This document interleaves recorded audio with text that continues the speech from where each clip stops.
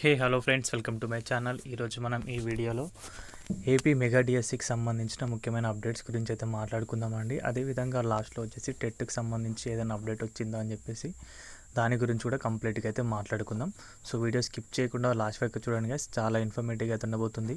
మన ఛానల్కి ఎవరైనా కొత్తగా వచ్చుంటే మాత్రం సబ్స్క్రైబ్ అయితే చేసుకోండి. డైలీ ఇలాంటి అప్డేట్స్ అనేవి మన ఛానల్లో అందుబాటులో ఉంటాయి.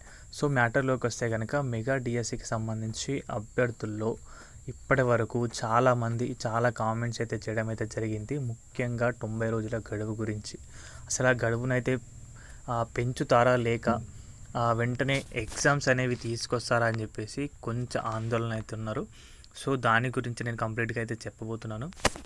సో ఇప్పటికే విద్యాశాఖ మంత్రి గారికి చాలా ట్వీట్స్ అయితే వెళ్ళడమే జరిగింది. అభ్యర్థుల నుంచి మెయిల్స్ కూడా చేశారు. కొన్ని లక్షల సంఖ్యలో అయితే చేయడమే జరిగింది 90 డేస్ గడువు గురించి. సో దాని పట్ల ప్రభుత్వం అనేది ఇంకా ఎలాంటి అఫీషియల్గా అయితే ఇవ్వలేదు. మేబీ ఇంకా సమయం అయితే తీసుకొని కనుక తప్పకుండా దానిపైన అయితే కొంచెం గడువు పెంచే అవకాశం కూడా కనిపిస్తుంది. ఎందుకంటే కంప్లీట్గా అభ్యర్థులు అనేది మంచి మైండ్ సెట్తో సడన్గా కాకుండా కొంచెం రివిజన్ చేసుకొని మంచిగా, ఇప్పటికే చాలా రోజుల తర్వాత వచ్చింది నోటిఫికేషన్. ఇన్ని రోజులు ఎలాగో వెయిట్ చేశారు, వారు అంటున్నారు ఇన్ని రోజులు వెయిట్ చేశాం మేము, ఇంకాస్త 2 నెలలు కానీ నెల కానీ వెయిట్ చేసాం. సో మాకు మంచిగా కంప్లీట్ సెట్ ఆఫ్ మైండ్తో రాయడానికి వీలైనట్లుగా మెగా డిఎస్సి అనేది ఇవ్వండి. అదేవిధంగా మాకు ఒకే జిల్లాకు ఒకే పేపర్ ఇవ్వండి. ఎందుకంటే నార్మలైజేషన్ విధానం పట్ల మాకు ఎలాంటి నమ్మకం లేదు.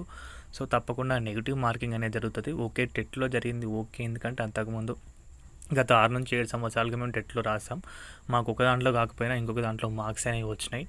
బట్ ఒకవేళ ఇప్పటికే చాలా రోజుల తర్వాత 7 సంవత్సరాల తర్వాత వచ్చిన డిఎస్సిలో ఈ నెగిటివ్ స్కోరింగ్ అయితే కనుక ఎలా ఉంటుంది? ఇప్పుడు వారు ఎంత కష్టపడి చేసినా కూడా పేపర్ టఫ్ వచ్చిన వారికి మార్క్స్ అనేవి యాడ్ చేస్తారు, చాలామందికి తీసివేయడమే జరుగుతుంది. కాబట్టి అలా ఉండకూడదు. ఒకే జిల్లా ఒకే పేపర్ ఇవ్వాలని చెప్పేసి అభ్యర్థులు అయితే కోరుకుంటున్నారు.